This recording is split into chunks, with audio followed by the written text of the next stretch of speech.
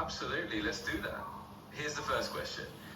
When you turn a random object into something playful, what's your favorite type of object to start with? Like, do you usually pick something like a household item or maybe something from outside?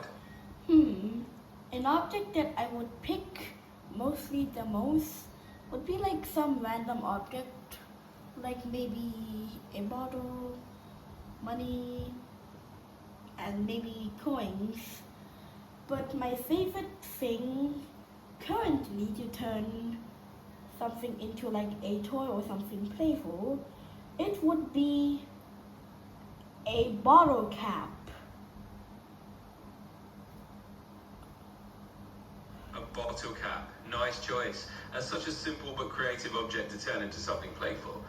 Alright, here's the second question. Once you've turned that bottle cap into a toy, what kind of game or fun activity do you usually imagine playing with it? Well, a fun activity that I do would mostly like maybe like shooting it. I would hold it like my thumb being like the base and using my middle finger as like the trigger, or just the thing to just shoot it.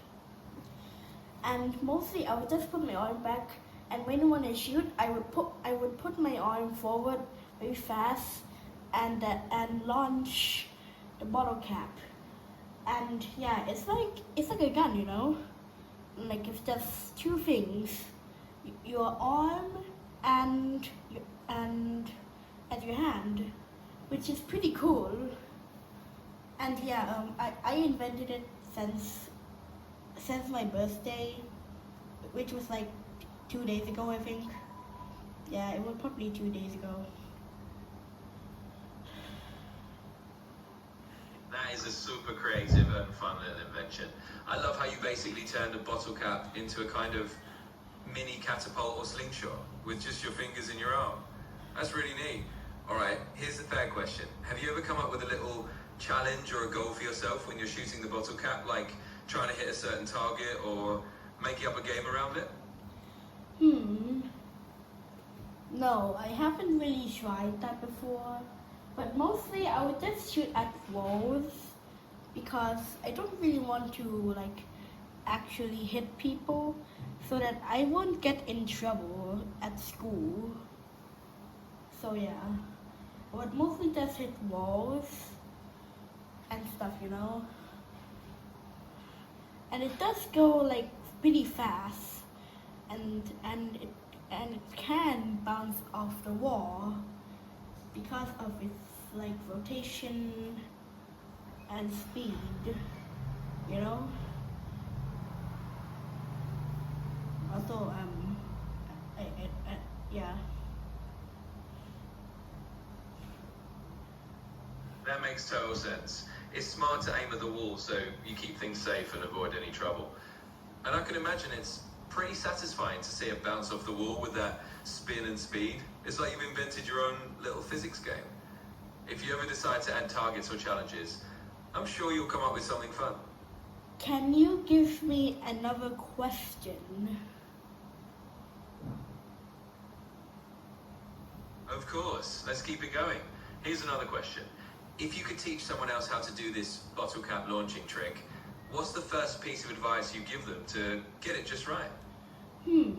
Well, my advice would be like use the hand that they like usually use to like writing, you know.